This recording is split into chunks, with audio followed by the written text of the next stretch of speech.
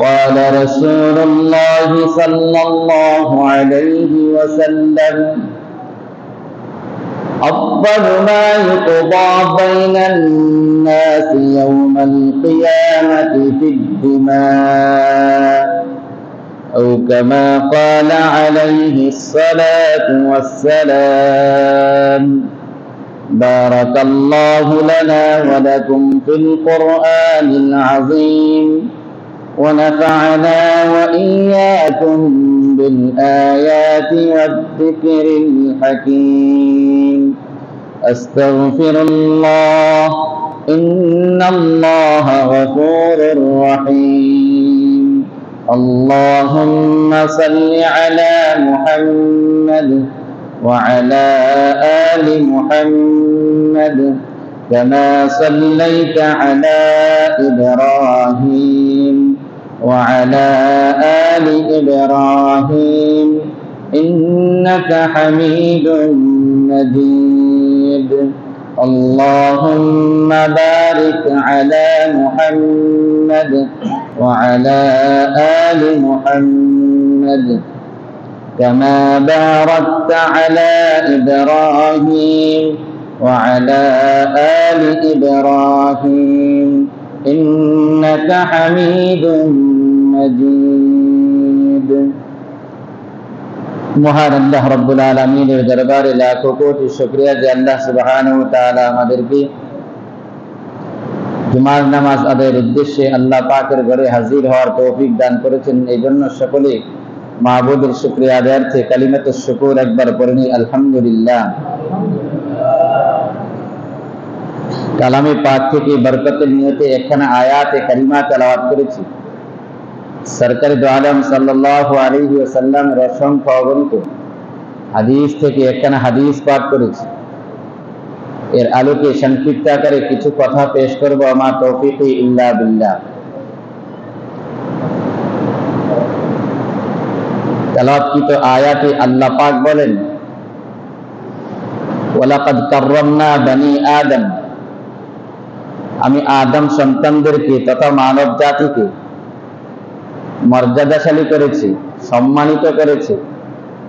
ওয়া হামালনাহুম ফিল বাররি ওয়াল বাহর, এবং তাদেরকে আমি জলে এবং স্থলে বাহন প্রদান করেছি।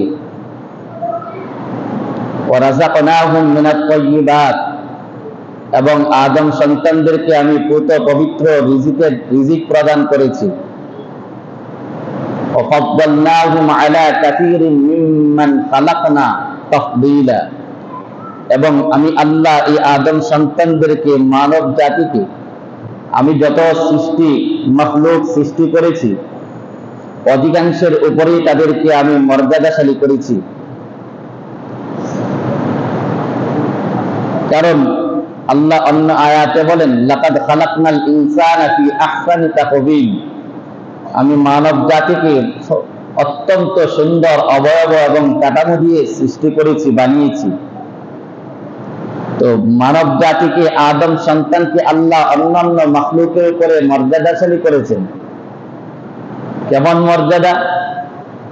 এমনকি ফেরেশতাকুলের উপরেও আল্লাহ মর্যাদা দিয়েছেন। হাদিস শরীফের মধ্যে আছে, ক্বালা রাসূলুল্লাহ সাল্লাল্লাহু আলাইহি ওয়াসাল্লাম, ইন্নাল মালাইকাতা ক্বালাত ইয়া রাব্বানা আ'তাইতা বনি আদমা আদ-দুনিয়া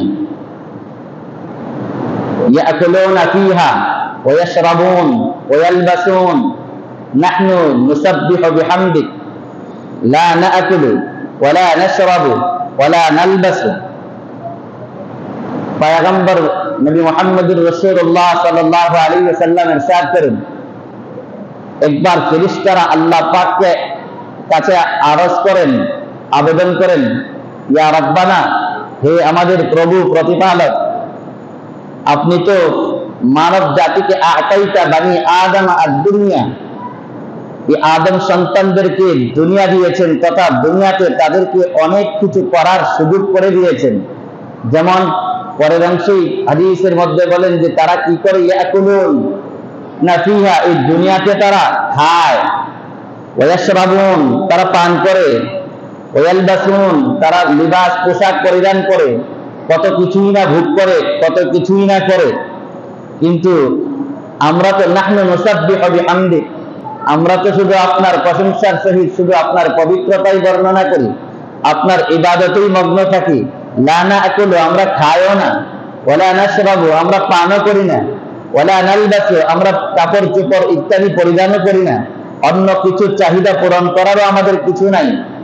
তবে আল্লাহ ইজআল লানাল আখিরা, যেরূপ ভাবে এই আদম সন্তানদেরকে দুনিয়াতে বিভিন্ন কিছু তাদের ভোগ করার, আনন্দ উপভোগ করার সুযোগ দিয়েছেন, ব্যবস্থা করে দিয়েছেন, আমাদের জন্য আখিরাতে এমন কিছুর ব্যবস্থা করেন যাতে আমরা আখিরাতে সেইগুলোর সুযোগ সুবিধা গ্রহণ করতে পারি। তখন আল্লাহ পাক কি বলেছেন? তখন ফেরেশতাদেরকে আল্লাহ পাক বলেছেন যে লা আজআলু, আমি আদম সন্তান, দুই আদম সন্তানকে খালাকতু বিয়াদি, আমি আমার নিজ কুদরতি হাতে সৃষ্টি করেছি, বানিয়েছি।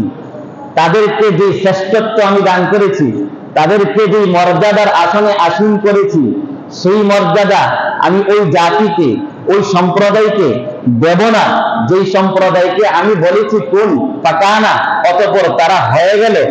আমি এই আদম সন্তানকে যে শ্রেষ্ঠত্ব দিয়েছি আমার নিজ হাতে সৃষ্টি করে, এই শ্রেষ্ঠত্ব ওই জাতিকে দেব না যেই জাতিকে বলেছি হও, আর তারা ফাকান অতঃপর হয়ে গেছে, ওই সম্প্রদায়কে এই সুযোগ সুবিধার মর্যাদা আমি করবো না। তাহলে কি বুঝাইলেন এই হাদিসের মধ্যে? যে আল্লাহ পাক আদম সন্তানদেরকে, এই মানব জাতিকে, মানুষকে, ফেরেশতাদের উপরে মর্যাদা, ফেরেশতারা আখিরাতে চাইছে যে আদম সন্তানের মতো কিছু সুযোগ সুবিধা ভোগ করার দাবি জানাইছে। আল্লাহকে না, যেই আদম সন্তানকে আমি আল্লাহ পাক আহকামুল হাকিমিন, সমস্ত বাদশার বাদশা নিজ হাতে বানাইয়া মর্যাদাশালী করেছি, তার সাথে সমতুল্য আর কোন সম্প্রদায়কে আমি করব না। তাহলে কি বুঝেন আদম সন্তানের কত দাম, কত মূল্য আল্লাহ পাক দিয়েছেন।